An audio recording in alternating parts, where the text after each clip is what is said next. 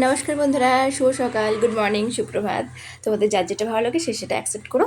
এখন বাজে সকাল 9:30, আর এখন থেকে আমি আমার ব্লগটা চালু করলাম। তো আশা করছি তোমরা সবাই ভালো আছো। আর সকালে উঠে সবাই পুজোর কাজ করে, আমি আজকে সকালে উঠে প্রথম আমার কাজটা হলো কালকের বাসি কিছু মাংস ফ্রিজে রেখেছিলাম, তো সেটা দিয়ে কিছু ভাত মেখে, এবার তোমরা বলবো সকালে কেন আগে প্রথমেই কাজটা করছো, তাও তোমাদেরকে দেখাচ্ছি। দরজা খুলেই দেখি সকালে মেনি এসে বসে আছে। ও যখন সামনে এসে বসে আছে, তুমি অন্য কোনো কাজে মন দিতে পারবে না, তাই ভাবলাম ওকে খেতে দিয়ে দিই, তারপর আমি বাড়ির কাজগুলো করবো। এই দেখো মিনি এসে বসে আছে। দরজা খুলে ওকে কিন্তু আর ডাকতে হবে না, দরজা খোলা মানে ও নিজে নিজে পৌঁছে যাবে, ওকে কোনো ইনভিটেশন দিতে হবে না। আর এই দেখো, এটা হলো মিনির মেয়ে। ওদের মা মেয়েকে দুজনকে খেতে দিলাম। আর ওদেরকে না একদিন খেতে দিয়েছিলাম, তারপর দেখি প্রতিদিন মানে প্রতিদিনই ওরা আমার বাড়ির সামনে এসে বসে থাকে। পশু পাখিরা এরকমই হয়।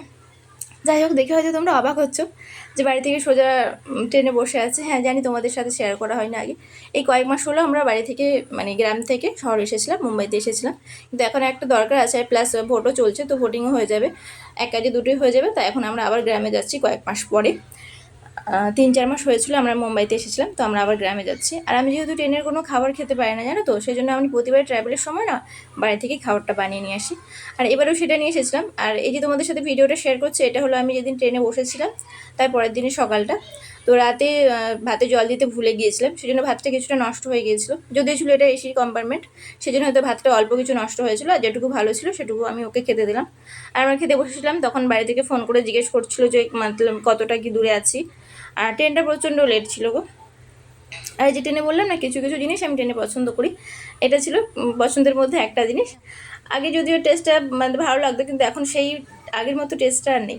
আর ঝালমুড়ি খেতে খেতে তারপরে পাহাড়ের নিচে দিয়ে একটা মানে রেল লাইন ছিল, সেটা দিয়ে আমরা পাস করছিলাম, তার জন্য এরকম ভিউটা আসছিলো, আর বেশ মজাও লাগছিলো।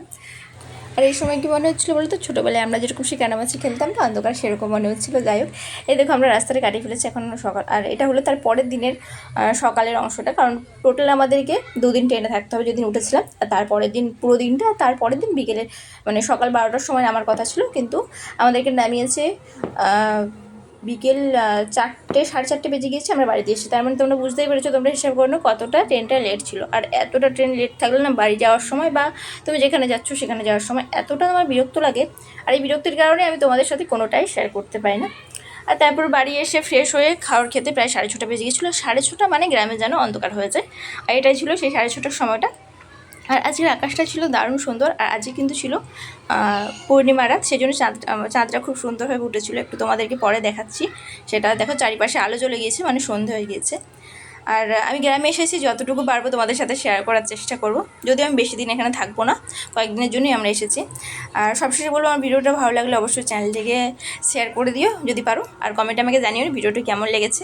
আর অবশ্যই আমার চ্যানেলটিকে অবশ্যই প্লিজ সাবস্ক্রাইব করে আমার পাশে থেকো। সবাই ভালো থেকো, রাধে রাধে।